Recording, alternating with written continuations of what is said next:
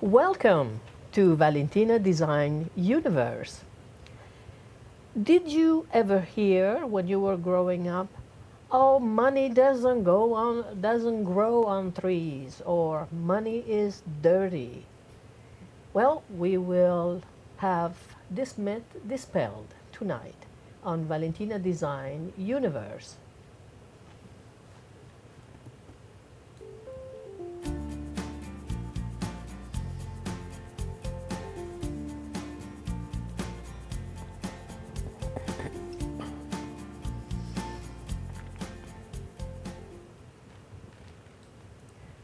Welcome again. I am Valentina, your host, and my guest tonight is Yulin Lee, a money coach or money empowerment coach. And there she is. Yulin, welcome to the show. I'm glad you came. Yeah, thank you, Valentina, for inviting me. Thank you, thank you. And you will be the one to dispel this myth. Why? I heard it when I was growing up. You probably did. Money doesn't go on a tree. What does that mean? And what we can say about that? Yes, it does.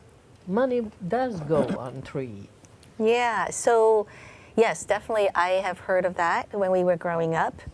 And I think, I don't know where the origin of that came from, but I think that has a lot to do with the concept of you have to work hard for the money. It doesn't just pop up in your life. I think that was really the spirit behind that. And I'm on the same page as you that this is probably one of the myths that we may want to dispel, and just for the benefit of having a positive attitude towards money. And so I would say money grows wherever you water. Exactly. And so if you think of your life as a tree of life, then looking at money as part of your life, and if you can think about how can I water in my life so that I can grow the wealth that's necessary for me to have the lifestyle that I want, then money can grow on the tree of your life.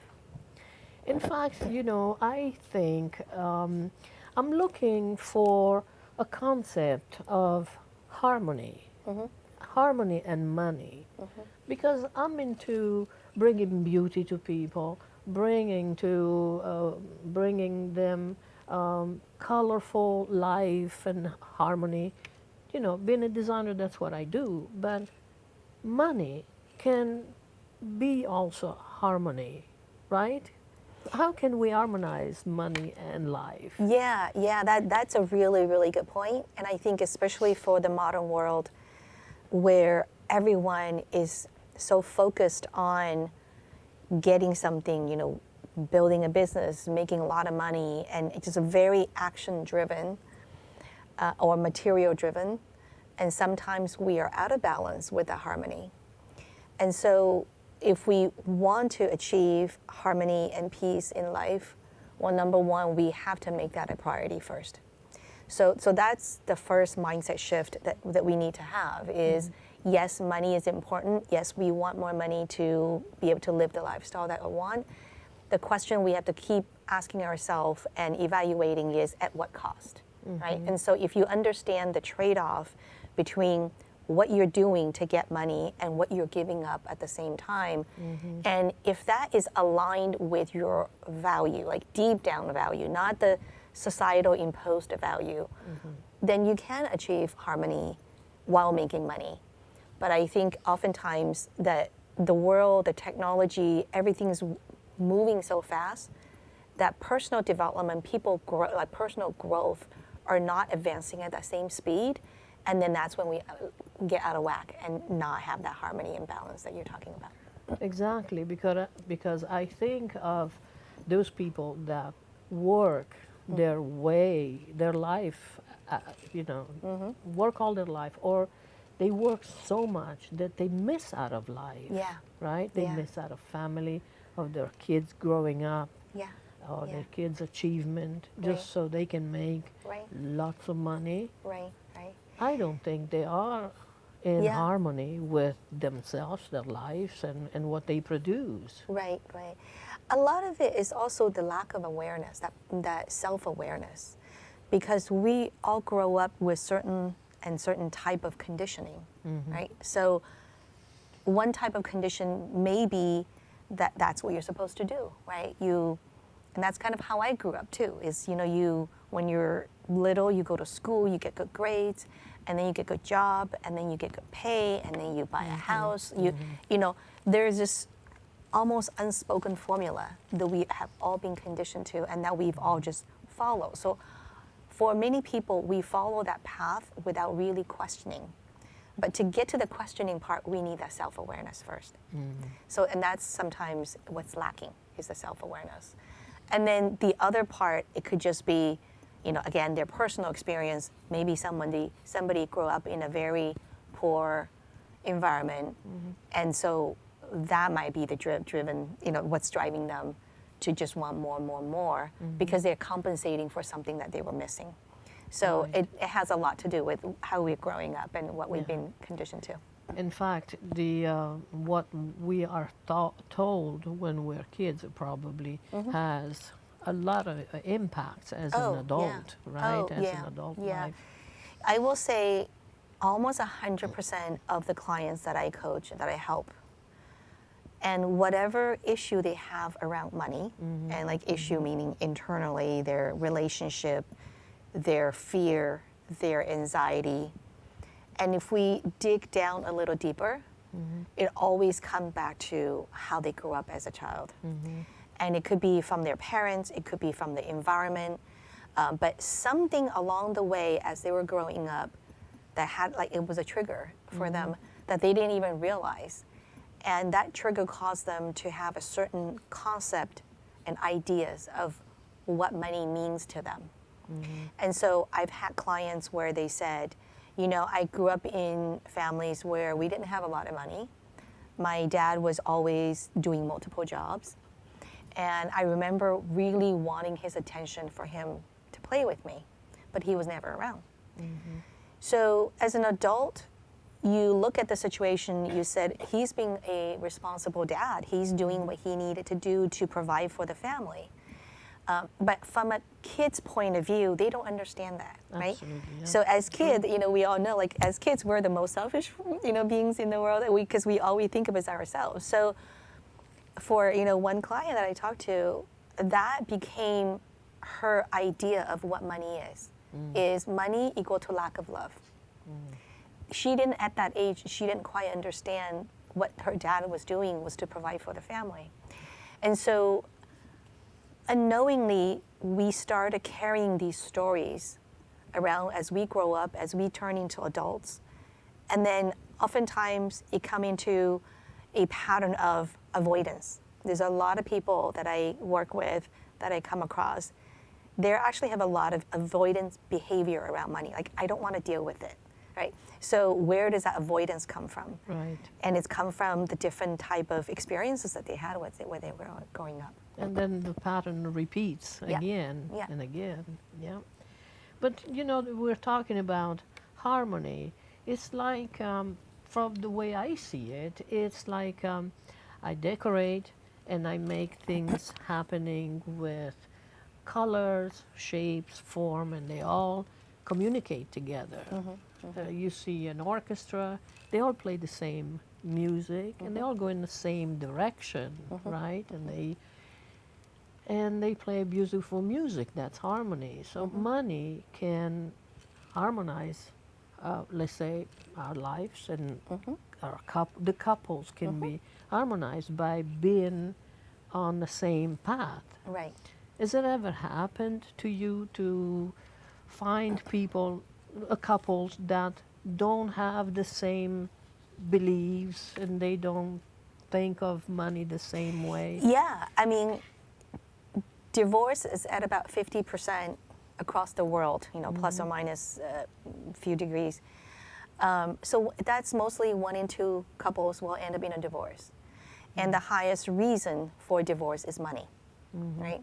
And so part of it is because, again, no matter which culture you're coming from, most people don't have a habit of talking about money. So as you're early on in your relationship, you fall in love with each other, money is probably the last thing you want to talk about. And so most couples never talk about money when they get married. But then over time, after the honeymoon over, on the day-to-day, things start to pop up. And the differences start to show up. And a lot of times the differences come from how they were raised. They may have been raised in a very different family with different relationship with money. And so when you come from a different background, when you don't have a habit of talking and communicating, understanding each other, and sometimes it could be they really actually have different goals in life, when it comes around money, that maybe one person really want this nice luxury type of lifestyle and the other person just like don't care, right? And so maybe they end up fighting over money because one thinks the other person's spending too much and the other person thinks, oh, you're just being too cheap, right? But so the conflict shows up at the money level, at the superficial level, but really the conflict comes from the differences in their value system, in their expectations. So so it happens all the time.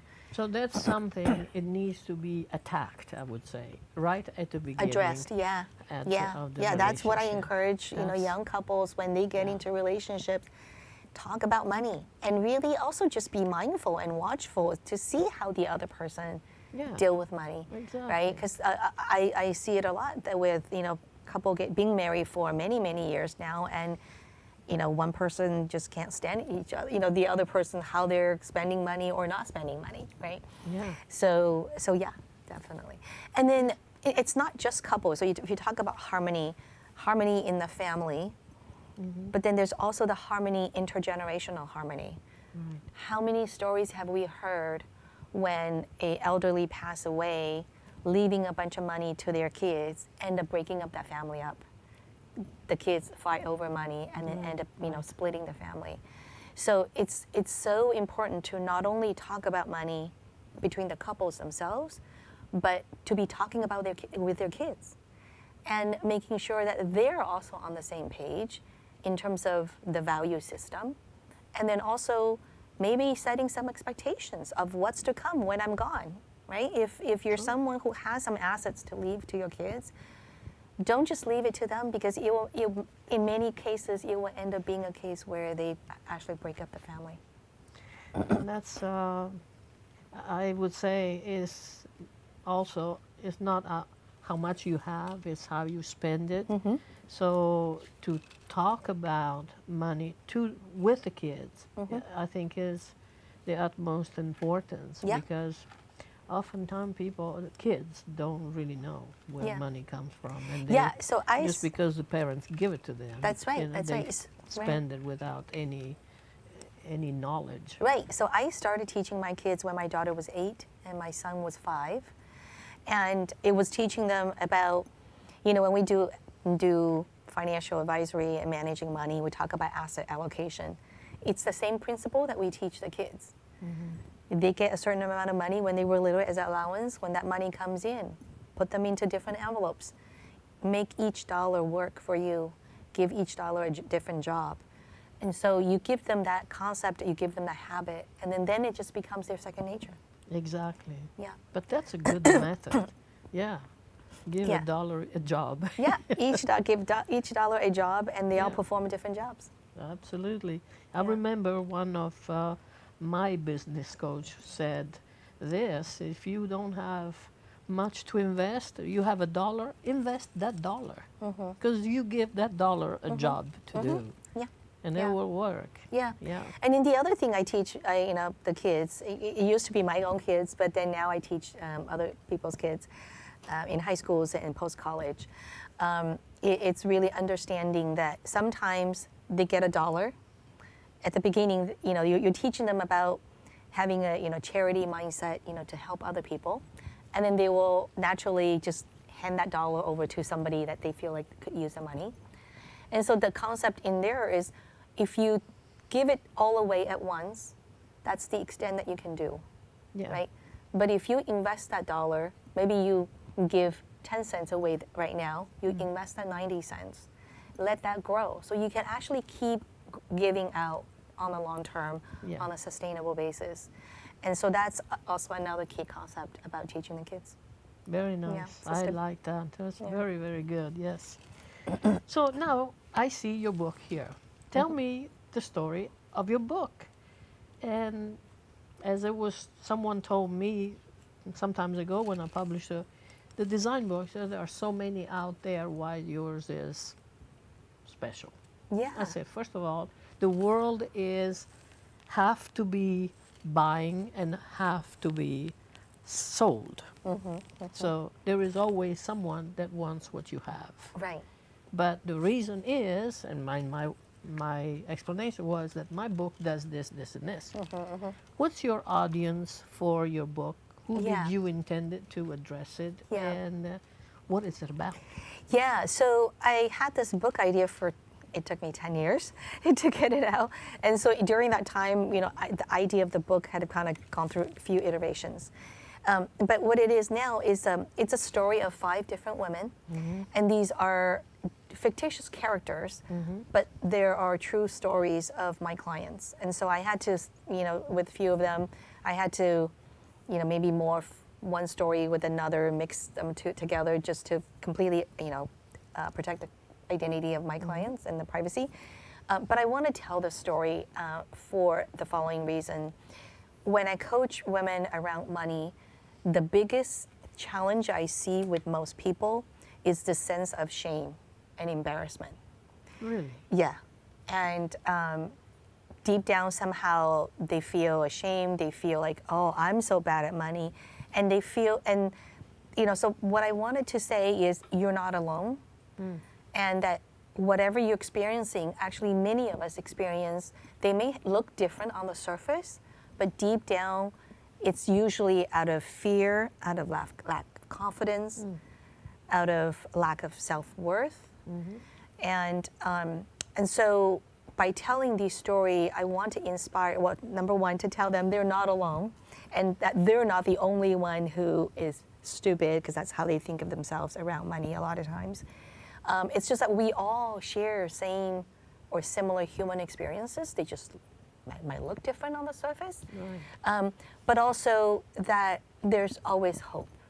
And that these stories of these women, it's also just telling how they got themselves out of the situation that were in, where they felt like they were in a pit somewhere and couldn't see the way out.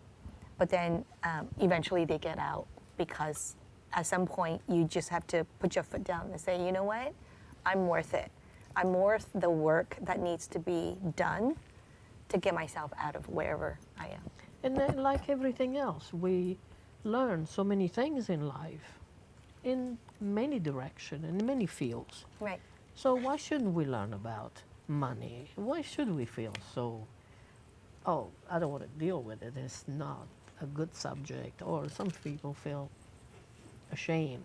Right, right, Yeah. right. Because Why? it's, well, I think just, you know, again, culturally, you know, there's all these sayings, right? Is money is evil, there's money is the sources of evil. I mean, all these sayings that we've been conditioned without really examining whether they're valid, whether they're right or not. And so that is actually the biggest work that we need to do, is the shifting of the mindset. Once that takes place, the actual management of money becomes so much easier. The reason people find it so hard is because in their mind, money is a hard subject. So one time, during a workshop that I did, and I had them go through an exercise, and one of the exercises after she said, I asked them how do they visualize money? Like, what does money look like to them, whether it's a man or a woman or a thing? And one woman said, money seems like a mountain to me, and I hate climbing. Oh boy. So, and then once she said that, it's like the light bulb goes off, right? For her too, it's like, well, that's why I feel it's always feels so hard in my life to deal with money, because that's how I'm visualizing it. That's how I'm associating with as a mountain, and I hate climbing. So of course I wouldn't have a good relationship with money, right? So Yes. so a lot of it is that self-awareness and growth that needs to happen first. But I also think that is one of the major topic that should be taught in schools. Don't you think? Absolutely. You know, in schools nowadays, they teach so many useless subjects that they will never be used in life. Yeah. But they leave out money. Yeah. Why? I think part of it could be, you know, from the industrial development, right? Like back, if we think back how like the societies have evolved in the industrial age, what do we need like as a society? Well, we need people who work the assembly line. Exactly. We need people Yeah. to work the factories, right? So, and that's probably where it's all coming from is like, we need to train these people, we need to train these kids to grow up to fit a formula, not only at work in the assembly line, but also in how they live their life. And so there's no need to teach you money because you know why? You go to school, you come out, you get a job, you stay with this company for your life, and then you get pension. Why would you need to learn about money? Right? Because if you were living in that formula, in that box, there's no need for you to learn. You will always have a paycheck that comes every month. That's and right. this and that, and That's right. things that have very much Right, changed. right. And then the assumption that you'll be taken care of when Yeah. you're retired, right? Yeah. But the world is changing, right? So And that steady paycheck might not be real anymore. that's right. And that's another thing that a lot of people talk about, you know, what's safe, what's not safe. That oftentimes people feel a job is safer. Okay. That may or may not be, right? Because True. when there's a layoff, that is over you. There's nothing you can control of it. Yeah. Whereas when you run your own business, it's all up to you. Absolutely. So you actually have full control over it, Yeah. right? True. So some of those shifts in how we think about, you know, what's safe and what's not safe. And it's the same thing in how we look at investments, right? So people don't invest.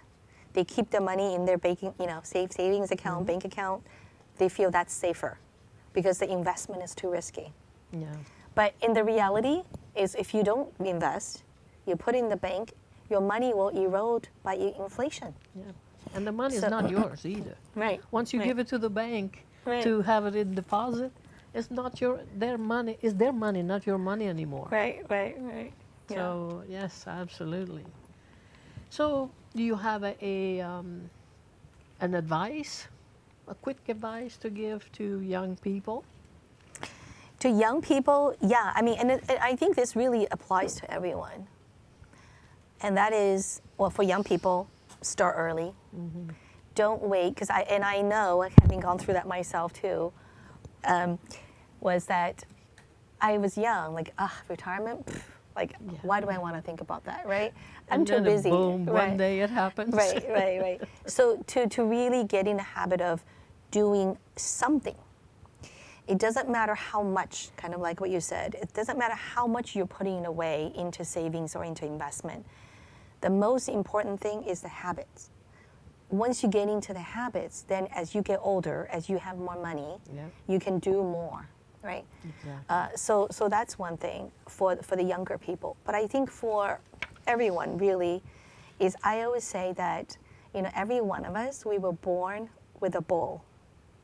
And the size of that bowl determines how much money you will have in your life. That's the amount of money you can handle, right? And so if you want more money, you need to grow the size of your bowl. Exactly. And that's self-development. That's personal development. You need to grow yourself in order to be able to handle the more money that come into your life. And that's why, you know, the majority of people who win the lottery lose it all within 3 to 5 years. Why is that? Because they can't handle it. They don't know how to handle that amount of money. And so, yeah, so it starts with True. self, actually, if you wanted Yeah. more money. I like the analogy of a bowl, and when you're born, you are this little, have a little bowl, and then you grow and have a little bigger bowl, and then you grow and you bigger That's bowl. right. That's right. Yeah. I yeah. like that. Yeah. It's very good. So it's really the concept of expansion, not just in the money term, because I think people just go straight for the money, right? I want more money. But the thing is, if you grow yourself, you will naturally have more money coming into you. And you'll have more capacity to actually retain it. So this is a myth that is no longer a myth, No, right? no. Money can money grow can grow on on tree if you trees. fertilize and water the tree, your tree of life. Exactly, Yeah. exactly. Yeah. So now we are coming to an end. I believe the show will be just about ready to be closed. So I want to say money is good to fondle. They do things for you. It gives you a better doctor, better house, better clothes, sometimes better friends. Sometimes I wouldn't stay. I would stay away from them, just because if they come with you because you have money, they're not good friends. But they're not dirty. They're not bad. So we need to love them to a certain point and make them grow. Right? Yeah, I think at the end of the day, really think of money as a tool Yeah, and don't give it too much power. that's right. All right, so And with that good thought, we will close the show. I thank you so much for thank you for inviting me. being here. Yeah. It's been so informative and fun. And thanks for the crews that have been here today to kick off my first show of the year. Thank you so much, everyone. You're so good. And until next time, peace and love as always, In harmony. and harmony.